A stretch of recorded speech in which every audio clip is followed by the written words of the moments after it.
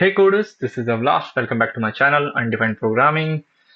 आज की वीडियो हम पढ़ने वाले हैं React.js को. ये वीडियो React.js के ऊपर होने वाली है. हम पूरी एक React सीरीज बनाएंगे जिसके हम React में स्टार्टिंग से एंड सब सीखेंगे. और सबसे इम्पोर्टेंट जो हम स्टार्ट कर रहे हैं वो है पहली वीडियो, और जिसके ऊपर आज हम वीडियो बना रहे हैं वो है पहली वीडियो हमारी, जो कि React इंट्रो पे होने वाली.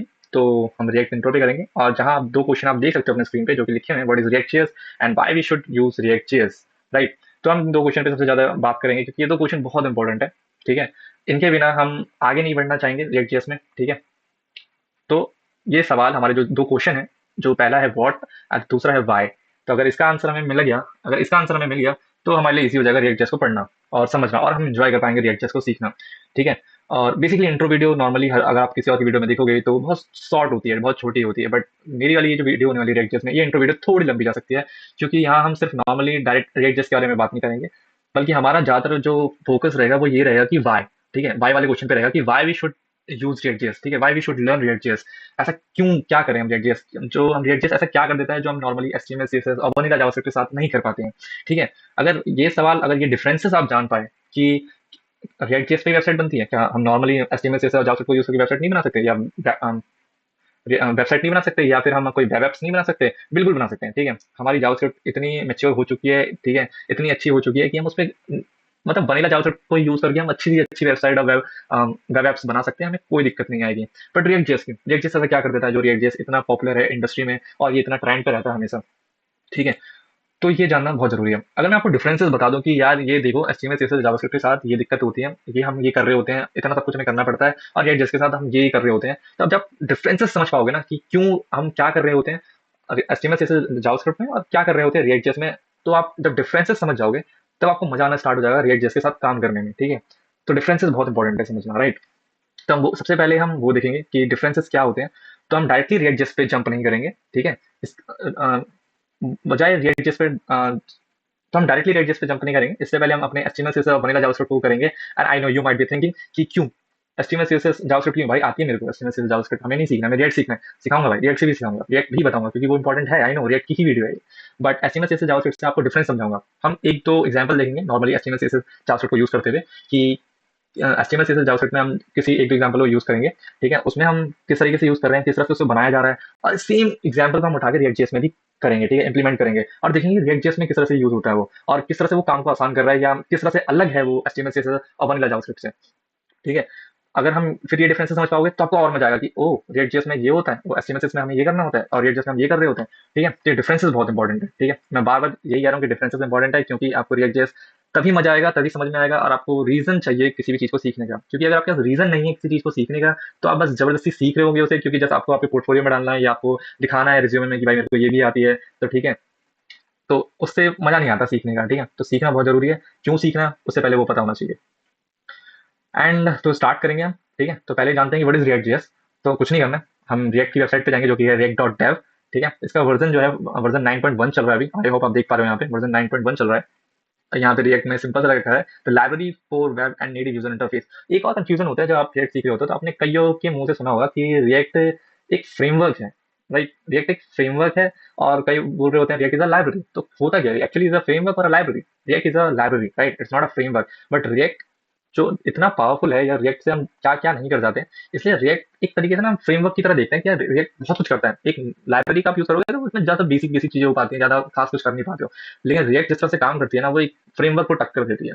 तो इसलिए हम कई बार आप लोगों से सुनोगे कि React is a framework, but actually React is a library. ठीक है, इसे फेसबुक वालों ने बनाया था. अगर आप React की थोड़ी सी अंदर जाओगे, यहाँ लिखोगे React.js एंड सर्च करोगे तो यहाँ आपको दिख जाएगा यहाँ पे कि React is a free and open source front end JavaScript library that aims to make building user interfaces based on components more seamless. It is maintained by Meta and a community of individual developers and companies. जो कि Facebook, of course Facebook की जो parent company है वो Meta बन गई, इसलिए Meta लिखा रहा है, पहले फेसबुक लिखा था. ठीक है, तो और यहाँ पे लिखा रहा है बेस्ड ऑन कंपोनेंट्स. टर्म्स में मत जाना कंपोनेंट्स, क्योंकि आप React जब सीख रहे होगे तो इसमें बहुत सारे टर्म्स आएंगे, जैसे कंपोनेंट्स हो गए, ठीक है, GSX हो गया, हुक्स हो गया, ठीक है, और स्टेट मैनेजमेंट हो गया, और ऐसे बहुत सारे टर्म्स आएंगे. वर्चुअल डॉम हो गया, आपने डॉम सुना होगा, आप जब HTML कर रहे होंगे या जावास्क्रिप्ट कर रहे होंगे तो डॉम के बारे में बहुत सुना होगा. और हमारा React जो है वो वर्चुअल डॉम पे काम करता है. अब इन टर्म्स में मत जाना ज्यादा, क्योंकि टर्म्स में जाओगे कंफ्यूज हो जाओगे. ठीक है, तो सीखने पे ध्यान दो. टर्म्स आपको खुद ही धीरे धीरे खुद समझ में आ जाएंगे कि अच्छा ये कंपोनेंट्स क्या होते हैं, फिर हुक्स क्या होते हैं, या आपको खुद समझ में आने लगेंगे एक एक करके. तो इनमें ज्यादा मत घुसना कि यार ये क्या है वो क्या है. करते करते सब आ जाता है, कोई दिक्कत नहीं है, एक एक करके सब सीख लेंगे. ठीक है। तो जैसे कि यहाँ पे क्या है कि react is a library for web and native user. अभी नेटिव क्या है, वेब तो समझ में आ गया, चलो वेबसाइट और वेब वेब सुनाते होंगे। नेटिव क्या है, नेटिव बेसिकली हम रिएक्ट नेटिव होता है एक, जो हम ऐप डेवलपमेंट के लिए यूज करते हैं, ऐप बनाने के लिए यूज करते हैं, ठीक है, इसलिए यहाँ नेटिव लिखा हुआ है। यूजर इंटरफेस यानी यूआई, जो आपकी इंटरफेस देख रहे हो, जैसे कि यहाँ पे मेरी प्रोफाइल दिखा रहा है, ठीक है, या रिएक्ट लिखा रहा है, गूगल लिखा रहा है, या एक सर्च बॉक्स आ रहा है, तो ये सारे क्या है, ये सब इंटरफेसेस हैं, यूजर के इंटरफेस, या जहाँ यूजर इंटरेक्ट कर सकता है, यूजर देख सकता है, ये सारे यूजर इंटरफेस, इसे यूआई बोलते हैं, ठीक है। बिल्ड यूजर इंटरफेसेस, इन सबको बनाने की, जैसे जिस तरह से बनाए, ठीक है, इसको कैसे बनाया जाए, इनको बनाने के लिए रिएक्ट को हम यूज करते हैं, ठीक है। Build user interfaces out of individual pieces called components, ठीक है। जब हम इस पूरे, जैसे कि एक ये हो गया आपका, ये इसको मान लेते हैं हम हेडिंग मान लेते हैं, ठीक है, जहाँ पे सर्च बार है, ठीक है, फिर और एक ये है, फिर एक कुछ ऑल इमेजेस वीडियो, ये सारी चीजें हैं, फिर कुछ एक कंपोनेंट ये हो गया, फिर इसके नीचे आते हैं एक कंपोनेंट हम इसको मान लेते हैं, एक कंपोनेंट हम इसको मान लेते हैं। ये सारी चीजें कोड एक जगह पे नहीं लिखी गई हैं, बल्कि इसको टुकड़ों में बांट दिया गया है, अलग अलग चीजों लिख दी गई हैं, कंपोनेंट बना दिए गए हैं, ठीक है, और उसको फिर एक साथ ला दिया गया है, और जिस तरह से हमें ये दिख रहा है एक पेज पर। अब ये कंपोनेंट भाई क्या क्या बोल दिया आपने, कुछ समझ नहीं आया तो मत समझो, अभी समझना भी नहीं है, ठीक है। जब हम कंपोनेंट के बारे में बात करेंगे, पूरा इंडिविजुअल वीडियो बनाएंगे कंपोनेंट के ऊपर, तो हम कंपोनेंट देखेंगे कंपोनेंट करता क्या है, और कंपोनेंट बहुत ईजी है, ठीक है, ज्यादा वो टफ नहीं है कि ये कोई बहुत बड़ी चीज नहीं होती है कंपोनेंट भी। रिएक्ट को एक नॉर्मल तरीके से देखो, react is a library, just a library, ठीक है। सीखने को एंजॉय करो, लर्निंग को एंजॉय करो, आपको धीरे धीरे सब सीख जाओ, आप धीरे धीरे सब सीख जाओगे इसमें, ठीक है। तो रिएक्ट का हमने बता दिया, रिएक्ट सिर्फ एक यूआई बनाने के लिए हमारी एक लाइब्रेरी है, जावास्क्रिप्ट की लाइब्रेरी है, ठीक।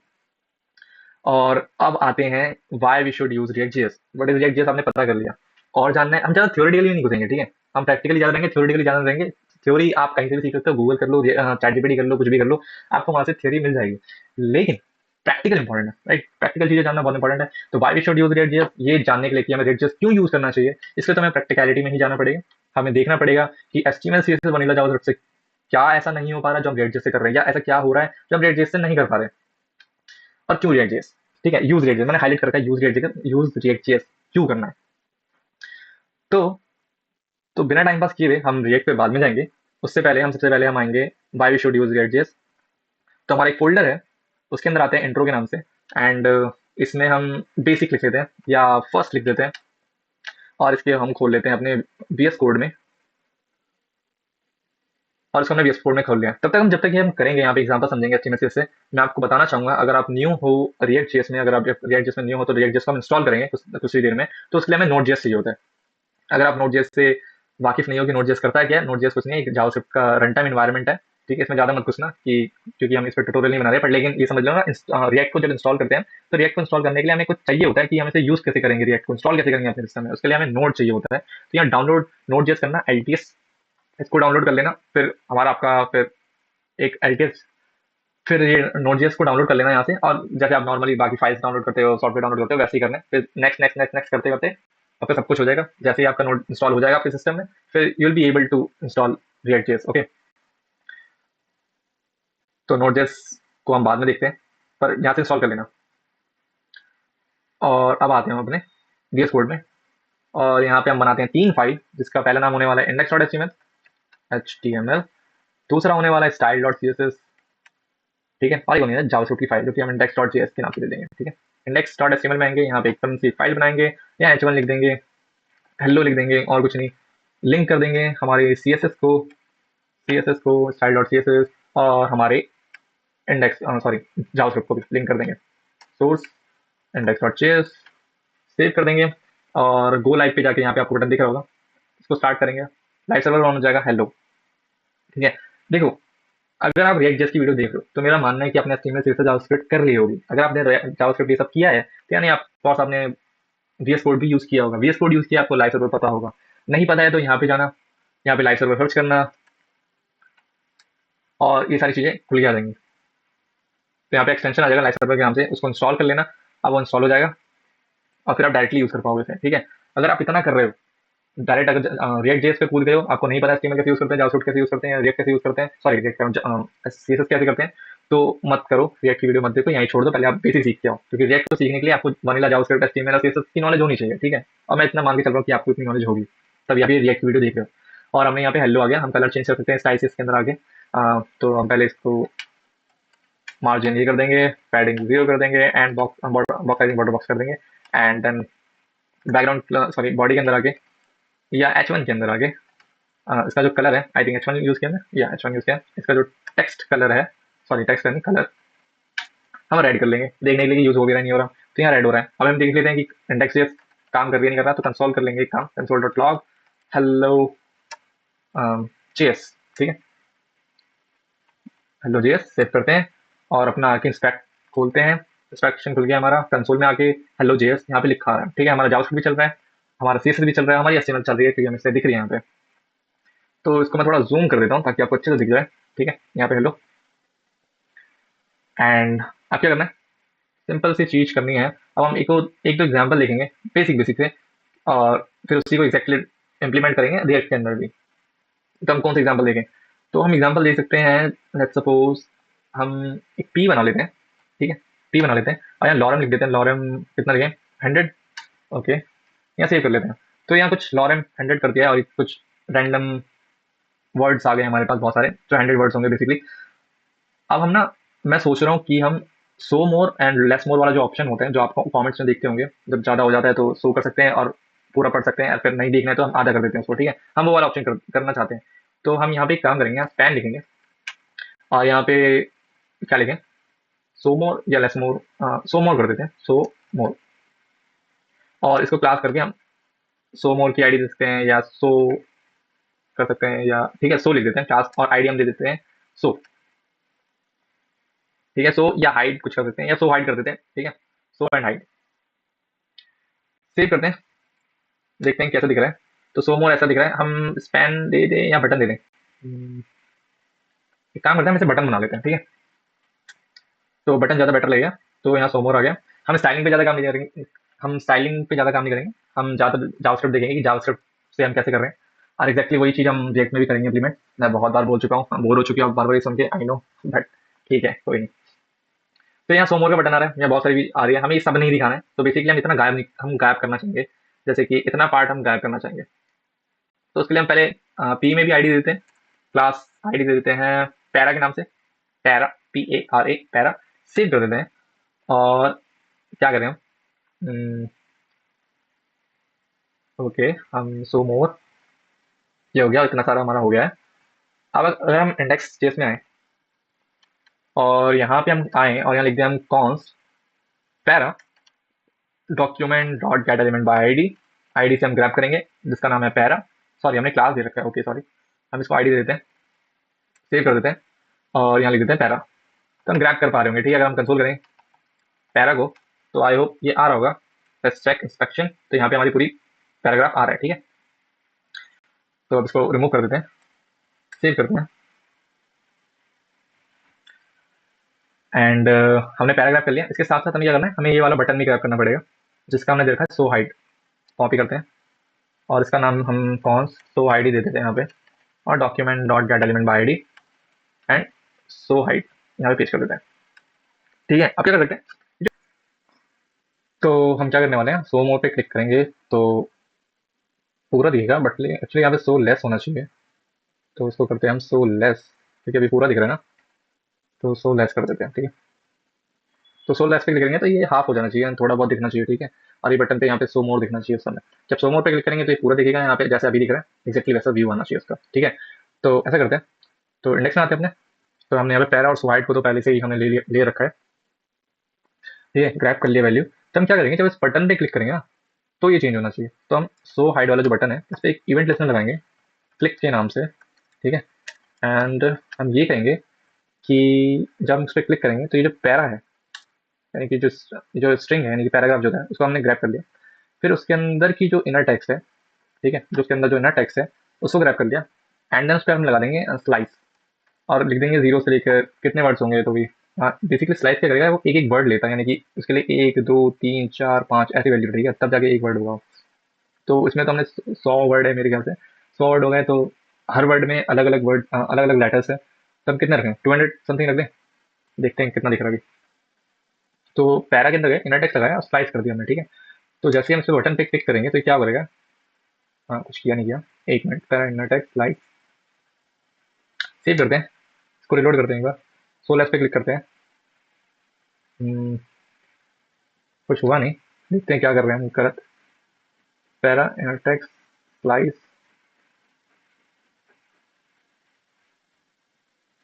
हाँ हो इसलिए नहीं रहा अभी, क्योंकि क्योंकि ये कर तो रहा है बट लेकिन हम इसकी वैल्यू यहाँ पे तो दे ही नहीं रहे।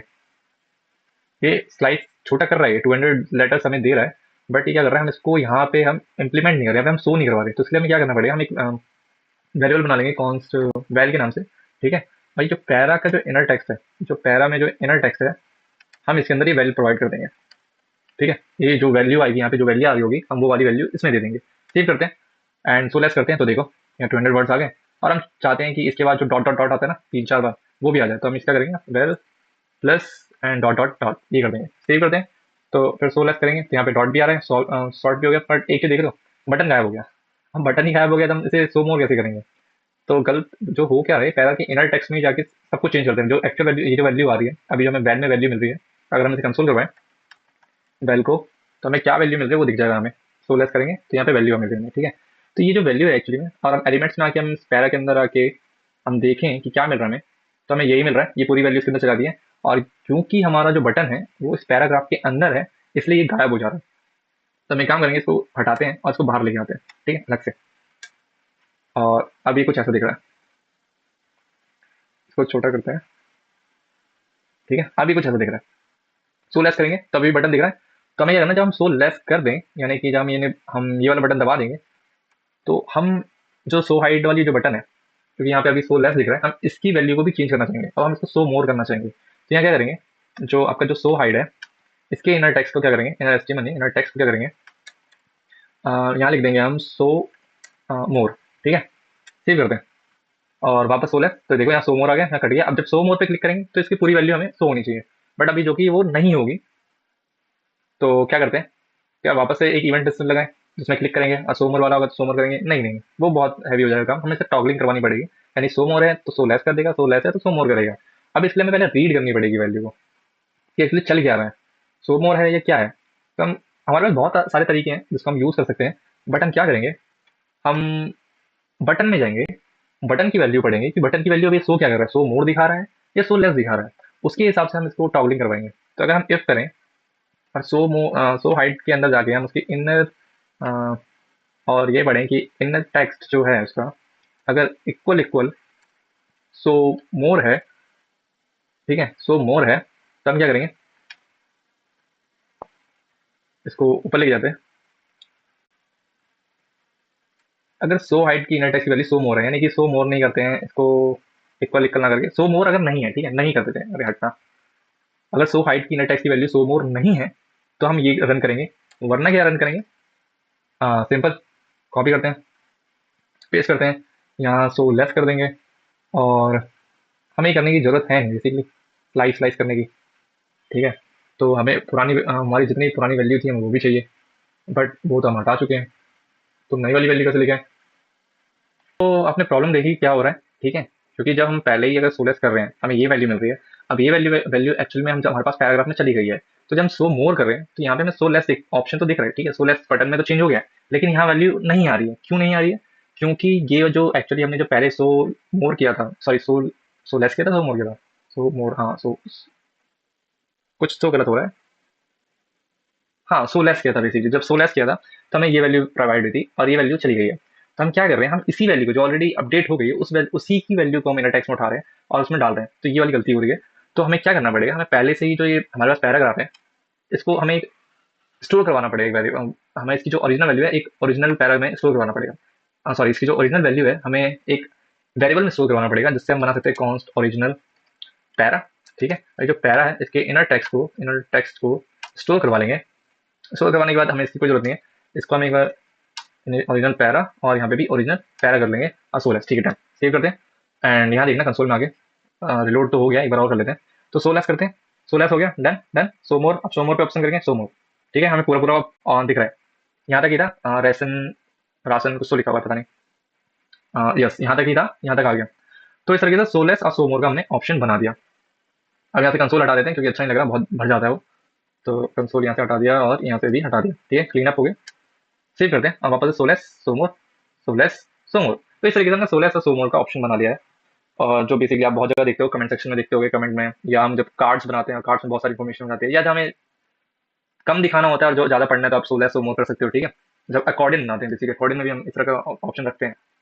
तो ये चीज़ बन गई हमारी, ठीक है। एक तो हमने ये बना लिया। हमने ये देख लिया, अब इसको थोड़ा सा हम हटा दें या रहने देते हैं, कोई दिक्कत नहीं है। अब हम दूसरा एग्जाम्पल देखते हैं, this was our first example, ठीक है। यहाँ पे लिख देते हैं एग्जाम्पल नंबर 1 और इसे एक सेक्शन में डाल देते हैं, सेक्शन में डाल देते हैं और सेक्शन में डाल दिया और इसको दे देते हैं हम एग्जाम्पल 1, ठीक है, एग्जाम्पल 1। अब सेम करते हैं, नीचे लेके आते हैं और इसको एग्जाम्पल 2 बनाते हैं। पैराग्राफ हम लें, पहले तो हमें सोचना पड़ेगा कि हमें करना क्या है। ये हटा देते हैं पहले पूरा ही। दूसरा एग्जाम्पल हम क्या लें, पहले वो देख लेते हैं। सेक्शन के बीच में थोड़ा गैप दे देते हैं क्योंकि बहुत वो हो रहा है section. Margin margin margin they देते हैं, ठीक है, मार्जिन 20 पिक्सल, ठीक है, अब बढ़िया लग रहा है, कूल। सो मोर सो लेस करते हैं, ठीक है, डन। एग्जाम्पल 2 हम क्या देख सकते हैं, हमने सो मोर सो लेस देख लिया। एग्जाम्पल 2 हम देखेंगे अबाउट, तो हमारा जो दूसरा एग्जाम्पल होने वाला है वो बेसिकली हम क्या करें, हम टू डू लिस्ट टाइप का कुछ बनाएं जिसमें हम कुछ एक, चलो स्टार्ट करते हैं। तो यहाँ पे आते हैं और यहाँ पे हम एक इनपुट बॉक्स बनाते हैं, बेसिकली डिव बनाते हैं।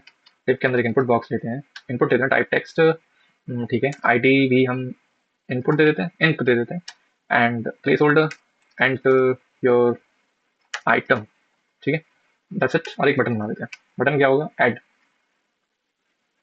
ऐड ऐड आइटम, ठीक है, सेव करते हैं। तो यहाँ पे हमारे पास एक इनपुट बॉक्स आ गया, एंटर योर आइटम, और यहाँ ऐड आइटम का एक बटन आ गया। तो हम क्या करेंगे, हम यहाँ कुछ भी लिखेंगे जैसे कि फर्स्ट आइटम, और जब ऐड आइटम पे क्लिक करेंगे तो यहाँ पे लिस्ट हो जाना चाहिए, ठीक है, यहाँ पे लिखा जाना चाहिए जितने बार हम क्लिक करेंगे। तो ये हमारा दूसरा है। तो ये हम जावास्क्रिप्ट में किस तरह से यूज़ करेंगे और रिएक्ट में किस तरह से यूज़ होता है हम वो देखेंगे। तो पहले हम जावास्क्रिप्ट देख लेते हैं, राइट। यहाँ पे एक बटन दे देते हैं, क्लास किस नाम से दें, बीटीएन के नाम से देते हैं, नॉट बटन, आईडी देते हैं, सेव करते हैं। और हमारे पास इनपुट बॉक्स है जो कि है आईएनपी और बटन है बीटीएन। तो ये दो चीज़ें, एग्जाम्पल 2 ठीक है, इसको हटाते हैं। आई होप ये दिख रहा होगा आपको, ठीक है, इसको बड़ा कर देते हैं थोड़ा और। क्या लिखते हैं, कॉन्स्ट इनपुट, इनपुट, ठीक है। और आई थिंक इनपुट नहीं लिखना चाहिए यहाँ पे, शायद एक कुछ तो नहीं होता, ठीक है। Input document dot gate element by ID, int int के नाम से था। और दूसरा एक बटन था BTN, document dot gate element by ID BTN, ठीक है। क्या करेंगे, जब भी हम बटन पे क्लिक करेंगे यानी कि एड कंटेंट लगाएंगे क्लिक का, तो क्या होना चाहिए, तो जो इनपुट बॉक्स की जो टेक्स्ट है, ठीक है, जो इनपुट बॉक्स का जो टेक्स्ट है यानी कि लेट इंट वैल्यू, जो कि है इनपुट डॉट वैल्यू, ठीक है, वो वैल्यू जो है आपके एक लिस्ट में आ जानी चाहिए। तो हम एक यूएल बना सकते हैं, यहाँ पे एक यूएल क्रिएट कर देते हैं और यहाँ पहले से एक एल आई दे देते हैं और इसको दे देते हैं आइटम, ठीक है, सेव करते हैं। और यहाँ आइटम आ गया, हाँ आइटम आ गया यहाँ पे। और यूएल लिखें या एल आई लिखें, ये लिख लेते हैं, यूएल लिख लेते हैं और यहाँ क्लास कर देते हैं, सॉरी आईडी लिख लेते हैं, क्लास भी लिख सकते हैं, ऐसी कोई बात नहीं है। आइटम्स लिस्ट, लिस्ट के नाम से बना लेते हैं, ठीक है, सेव करते हैं। और यहाँ पे हम चाहते हैं कि जो इनपुट की जो वैल्यू है वो एल में चली जाए, ठीक है। तो एल के लिए पहले हम यूएल को हमें लेके आना पड़ेगा, फिर उसके इनर चाइल्ड में, जो इनर चाइल्ड में हम पुट करेंगे। तो पहले यूएल ले जाते हैं जो कि है कॉन्स्ट लिस्ट, पहले सॉरी ग्रैब करना पड़ेगा। तो कॉन्स्ट लिस्ट, लिस्ट लिस्ट से कर लेते हैं या एल आई भी लिख सकते थे, तो कोई दिक्कत नहीं है। Document dot gate element by ID, जो कि हमारे पास है लिस्ट, ठीक है, यानी कि हमारे पास यूएल आ चुका है। अब जो ये लिस्ट है इसके inner inner text, inner text नहीं, अपेंड चाइल्ड करेंगे, अपेंड चाइल्ड जो कि होगा एल आई। और हमें एल आई क्रिएट करना पड़ेगा, कॉन्स्ट एल आई या एल आई, ठीक है, एल आई नहीं, एल आई हमने पहले लिया, अपने एल आई नहीं लिया, ठीक है। यहाँ लेंगे डॉक्यूमेंट, नहीं, हाँ document, document dot create element, create element कौन सा एलिमेंट, एल आई। अब ये जो एल आई है, एल आई के इनर टेक्स्ट में हम क्या डालेंगे, ये जो इनपुट की जो वैल्यू है वो डालेंगे, और ये जो इन की वैल्यू हमने इनर टेक्स्ट में डाली, और ये जो एल आई है अब यूएल के अंदर चला जाएगा लेफ्ट हैंड साइड। एंड बस इतना ही होना चाहिए। पहले कंसोल करके देखते हैं, हो सकता है कुछ गलत कर रहे हो, ठीक है। और यहाँ पे हम अपना स्पेक्ट खोल लेते हैं और यहाँ डालते हैं टेस्ट, ठीक है, एड आइटम पे क्लिक करते हैं और आ गया हमारे पास एरर, क्या रहा है, fail to execute append child on node parameter 1 is not of type node. तो हमने कुछ तो गलत कर दिया। List dot append child, append child को हमने गलत कर दिया। तो एलाई ना देके हम कुछ क्या दें फिर? Document dot create element ally, ally के अंदर टेक्स्ट में पहले हम देख लेते हैं कि एलाई में कुछ आ भी रहा है या नहीं आ रहा। कंसोल कर लेते हैं, console dot log ally, save करते हैं और फिर से कुछ लिखते हैं टेस्ट ऐड आइटम। तो यहाँ पे एल आई के अंदर टेस्ट तो आ रहा है, ठीक है, इसके अंदर एस्टिमेट, बस ये एल आई जो है वो यूएल के अंदर नहीं जा पा रहा, बस इतनी प्रॉब्लम आ रही है। ठीक है, ये जो यूएल है इसके अंदर ये वाला एल आई अपेंड नहीं हो पा रहा। बाकी यहाँ तक तो ठीक है, इसको बस अपेंड करवाना है, अपेंड हो जाए बस किसी तरीके से। तो हम अगर इसकी वैल्यू को चेंज कर दें, कंसोल में एरर क्या था वैसे, fail to execute append child on node parameter 1 is not of type node. Okay okay, this dot append child, oh sorry sorry sorry, you have to provide L I. अब हो जाना चाहिए। अगर आपको समझ में नहीं आया गलती तो मैं दिखाता हूँ, पहले तो एक बार करके देखते हैं कि हो भी रहा नहीं हो रहा। हो गया, फर्स्ट आ गया फर्स्ट, ठीक है। और जैसे ही फर्स्ट आ रहा है तो यहाँ से गायब भी हो जाना चाहिए जब हम उस पर क्लिक करें। तो हमारा जो इनपुट की जो वैल्यू है, यानी इनपुट की जो वैल्यू है हमारी, बेसिकली इनपुट की जो वैल्यू है इसको हम कर देंगे एम्प्टी स्ट्रिंग। तो वापस स्टार्ट करते हैं, फर्स्ट फर्स्ट ऐड आइटम, यहाँ सेकेंड ऐड आइटम और सेकेंड, ठीक है, डन। तो हमने ये भी कर लिया बहुत ईजिली, हमारा ऐड कर पा रहे हैं। तो प्रॉब्लम क्या हो रही थी, यहाँ पे हमने एक्चुअली इसको हमने ये वाला देने की जगह, वेरिएबल देने की जगह हमने क्या कर दिया था, ये दे दिया था, स्ट्रिंग प्रोवाइड कर रहे थे। और एल आई क्या है, स्ट्रिंग थोड़ी ना जाएगा, तो कोई उसे एलिमेंट चाहिए बेसिकली, ना कि कोई स्ट्रिंग चाहिए उसे, एलिमेंट चाहिए उसे, राइट।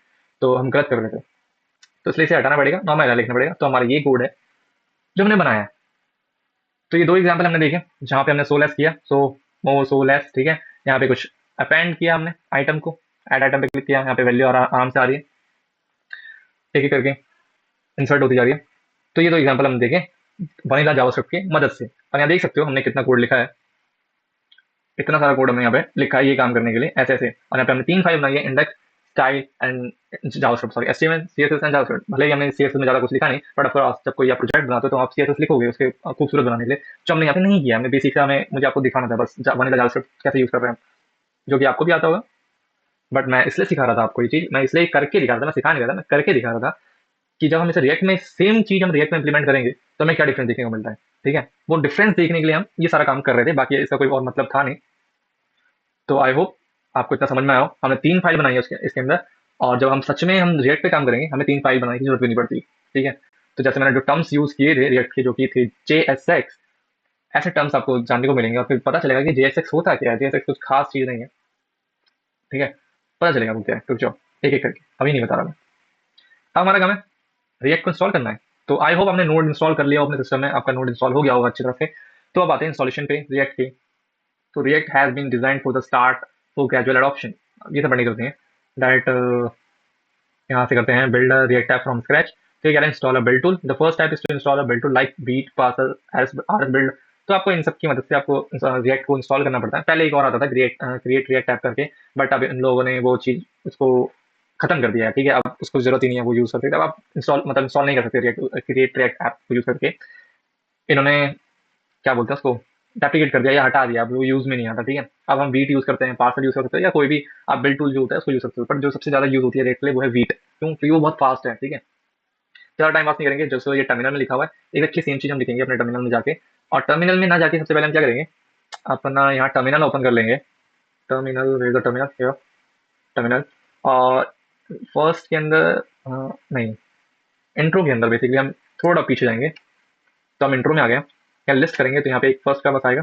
और हम क्या करेंगे, मेक डायरेक्टरी करेंगे, मेक TIR, किस नाम से, रिएक्ट।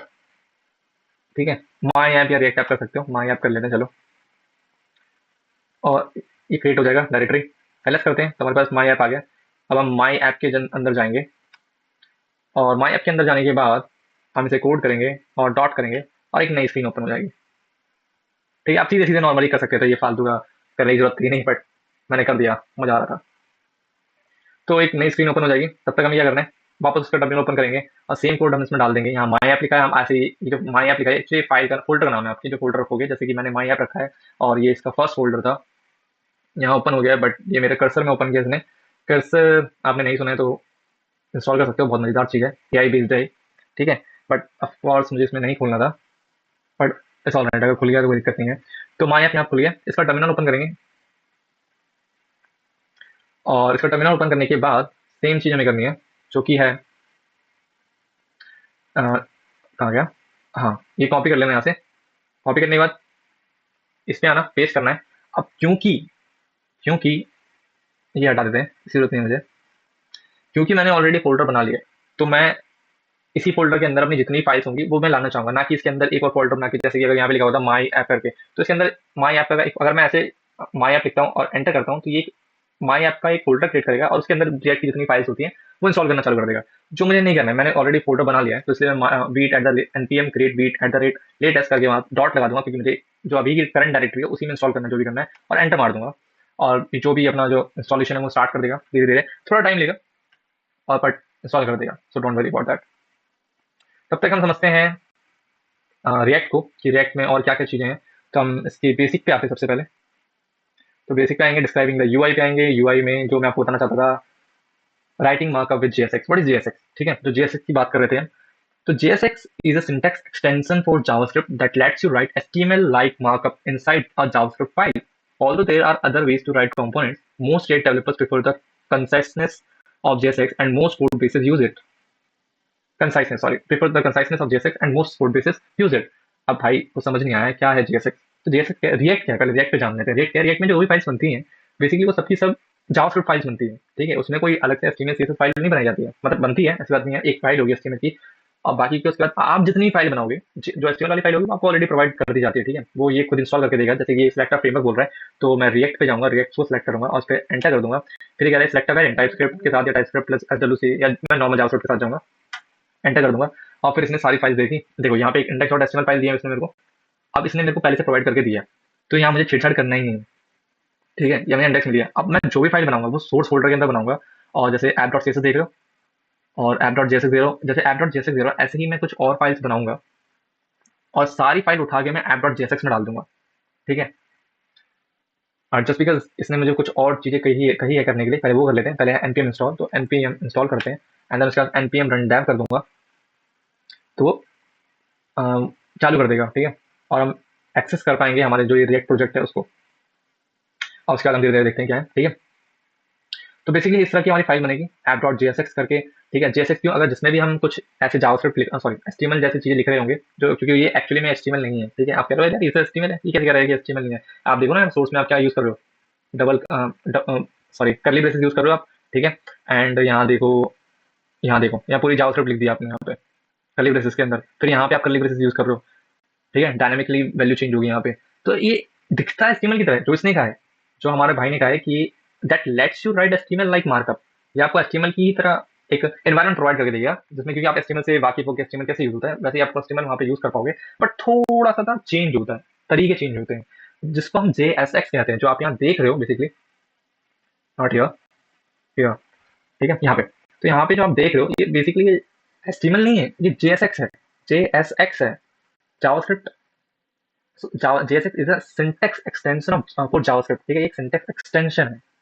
तो यहाँ पे आओ, जैसे यहाँ पे दे रहा है पुटिंग मार्कअप इनटू जावास्क्रिप्ट, तो ये हमारा HTML है, ये हमारा जावास्क्रिप्ट है, ऐसे लिखते हैं, ठीक है।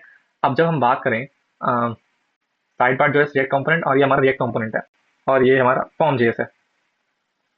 कन्वर्टिंग HTML टू JSX, जैसे कि ये हमारा हो गया HTML है perfectly, suppose that you have some perfectly valid HTML, ठीक है, and you want to put into your component। अभी जो कंपोनेंट वर्ड है ना, बहुत कंफ्यूज कर रहा होगा आपको, तो मैं इसको एकदम सिंपल करके बताऊंगा, मैं इसलिए डायरेक्टली इसका थ्योरी नहीं बताना चाहता हूँ, बट यहाँ पे थ्योरी देख सकते हो। फर्स्ट कंपोनेंट क्या होते हैं, component are one of the core concept of React, they are the foundation upon which you build user interface which makes them the perfect place to start your React journey, ठीक है। तो what a component is, component you are building blocks on the web, HTML let you create rich structured document with its built-in set of tags like h1 and li, ठीक है। क्या हुआ, नहीं समझ में आ रहा? तो ये क्या, देखो एक तो यार कंपोनेंट जो है ना बहुत इंपॉर्टेंट है, क्योंकि रिएक्ट में जो भी चीजें आप जितने भी आप यूआई क्रिएट कर रहे होते हो ना, कंपोनेंट बेस करते होते हो। और कंपोनेंट क्यों बनाते हैं, कंपोनेंट हम इसलिए बनाते हैं ताकि आपको मैं कुछ दिखाता हूँ, क्या दिखाऊं? मान लो यही देख लो, रिएक्ट की वेबसाइट देखो, ठीक है, स्टार्टिंग से स्टार्ट करते हैं। तो ये आप ये देख रहे हो हेडर इसका। हम इसका हेडर देखना कि हेडर अभी भी हमारा जो पहला पेज है वो अभी भी सेम है। हम इस पे जाते हैं, अभी भी सेम है। और लेट्स सपोज हम रेफरेंस पे जाते हैं, अभी भी सेम है। और अब हम किसी पे ब्लॉग पे चले जाते हैं, अभी भी सेम है। देख पा रहे हो? ये बदल नहीं रहा है, ये सब पे सेम है। और इसी तरह से आई थिंक फुटर भी होगा, अभी रन पे देखना है, फुटर सेम है। यहाँ पे भी फुटर सेम ही होना चाहिए, वैसे तो होना चाहिए, हाँ है, यहाँ फुटर सेम है। तो क्या करते हैं इसने, ये जो कोड है ना, ऐसा नहीं है कि हर बार अलग अलग लिखा है। जब आप नॉर्मल एसएमएस बनाते होंगे तो आप हेडर और फुटर बनाते होंगे, और जितने पेज बनाते होंगे जैसे होम के लिए, अबाउट के लिए, सर्विस के लिए, आप उसमें हर बार जाके उसके नैप बार बना रहे हो, ठीक है, हेडर बना रहे हो, फुटर बना रहे हो, बार बार सेम कोड आप कॉपी पेस्ट कर रहे हो, ठीक है, करते हो? मानते हो या नहीं मानते? मानना पड़ेगा भाई, क्योंकि यही करते हैं नॉर्मली, जब नॉर्मल एस्टिमेट से जावास्क्रिप्ट अपनी वेबसाइट बनाते हैं या कुछ भी कर रहे होते हैं, तो हम बार बार सेम चीज जब जहाँ जहाँ आ रही होती है हर पेज पे, हम वही चीजें बार बार कॉपी पेस्ट कर देते हैं। लेकिन ये कितना हेडक हेडक वाला काम है, क्योंकि सेम चीज हम बार बार लिख रहे हैं। अब सेम चीज ना करने की जगह हम बस एक काम करते हैं, एक फाइल बना लेते हैं, जैसे कि मान लो हेडर के नाम से, ठीक है, एक फाइल बना ली हेडर के नाम से, और हमने सारा कोड डाल के उसके अंदर यहाँ से लेकर यहाँ तक हमने सब कुछ बना दिया, सेट कर दिया। क्योंकि अब ये कभी चेंज ही नहीं हो रहा किसी पे भी जाके, ठीक है, सब पे सेम दिख रहा है, जिस चीज पे हमें ये चीज दिखानी है सब पे दिख रहा है। हम उस पे जाएंगे और वो जो फाइल का नाम है ना, फाइल जो हमने फाइल जिसे क्रिएट की थी, ऑलरेडी हमने उसके अंदर कोड लिख दिया, हम उस फाइल के नेम को उठाएंगे और उसको कुछ इस तरीके से लिख देते हैं, जैसे यहाँ देख रहे हो माई बटन।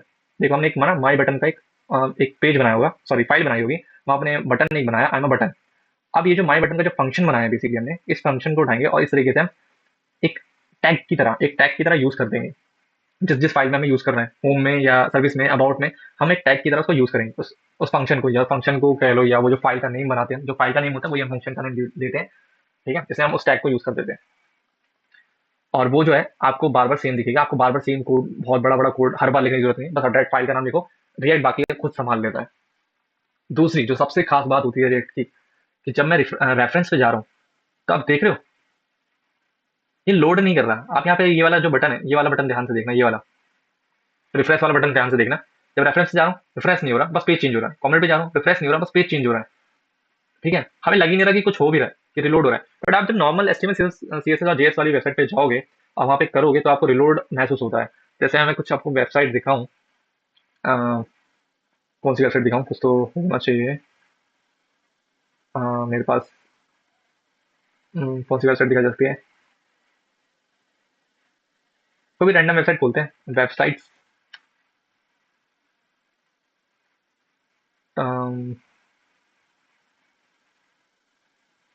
इस पे चले जाते हैं, कुछ तो मिलेगा। और यहाँ ब्लॉग पे क्लिक करते हैं, क्योंकि अभी लोड हो रहा है, पहले होने देते हैं इसे। ठीक है, ये लोड हो गया, माउस पे जाते हैं, ये लोड हो रहा है, रुक गया, ब्लॉग पे जा रहा है। हाँ ये देखो, ये वाली वेबसाइट पे जो हमने खोली है, उस पर ध्यान से देखना। अब इसका रिफ्रेश बटन यहाँ से ध्यान से देखना। अगर हम किसी और पेज पे जाएंगे ना ब्लॉग पे, तो देखो ये रिफ्रेश होना चालू हो जाएगा, जिससे पता चलता है कि ये वेबसाइट है ये रिएक्ट पे बनी ही नहीं है, ठीक है। तो रिएक्ट क्या करता है, रिएक्ट आपके पेज को लोड होने से बचाता है, आपको लोड नहीं करने देता, वो रिलोड करने नहीं देता, वो ठीक है, पूरे पेज को रिलोड नहीं करता है, वो पूरे की पूरी फाइल को लेके नहीं आता। ये रिलोड क्यों कर रहा है, जब हम ब्लॉग पे जा रहे हैं ना, ये पूरी पूरी फाइल ला रहा है, पूरी पूरी फाइल ला रहा है सर्वर पे, और आपको एक फिर उसके बाद आपको शो करा रहा है। बट रिएक्ट क्या करता है, रिएक्ट सिर्फ वो चीजें आपके फाइल पे चेंज करता है कंपोनेंट में जो जरूरत होती है। जैसे कि हम लन पे जाएंगे, तो लन पे जाके हमें यहाँ पे रिलोड भी नहीं हुआ, और हमें बस ये वाली फाइल आ गई हमारे पास, ये वाला जो कंटेंट था वो दिखने लगा।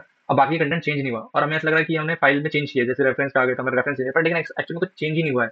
और सबसे इंपॉर्टेंट बात जो होती है रिएक्ट की, जो मैं बताना भूल गया, रिएक्ट को हम एसपीए बोलते हैं, सिंगल पेज एप्लीकेशन। रिएक्ट पे हम सिंगल पेज एप्लीकेशन बनाते हैं, और सिंगल पेज एप्लीकेशन का मतलब ही ये होता है कि वो आपके पेज को रिलोड नहीं होने देता है, ठीक है। बस वो वही पेज, बस उतना कंटेंट लेके आता है जितना आपको जरूरत है, ठीक है। कम्युनिटी पे जाएंगे, कम्युनिटी वाला जो कंटेंट होगा बस वो लोड करेगा, बाकी के जो सेम है वो सेम के सेम रहेंगे। जैसे कि हेडर आपका चेंज नहीं हुआ और फुटर आपका चेंज नहीं हुआ, फुटर भी एक्जैक्टली वैसे दिखा रहा है, ठीक है। और ये वाली वैल्यूज आई थिंक चेंज हो रही है, हाँ ये चीजें चेंज हो रही है, यस, बस ये चेंज हो रहा है, ये चेंज हो रहा है, ये चेंज हो रहा है, बाकी कुछ चेंज नहीं हो रहा, ठीक है। और ये रिलोड भी नहीं होने देता। तो react basically is a popular for single page application. जब भी आप सिंगल पेज एप्लीकेशन बना रहे होते हो तो रिएक्ट का हम यूज कर रहे होते हैं, और ऐसे बहुत सारे हैं आपके फ्रेमवर्क लाइब्रेरी जो सिंगल पेज यूज करते हैं।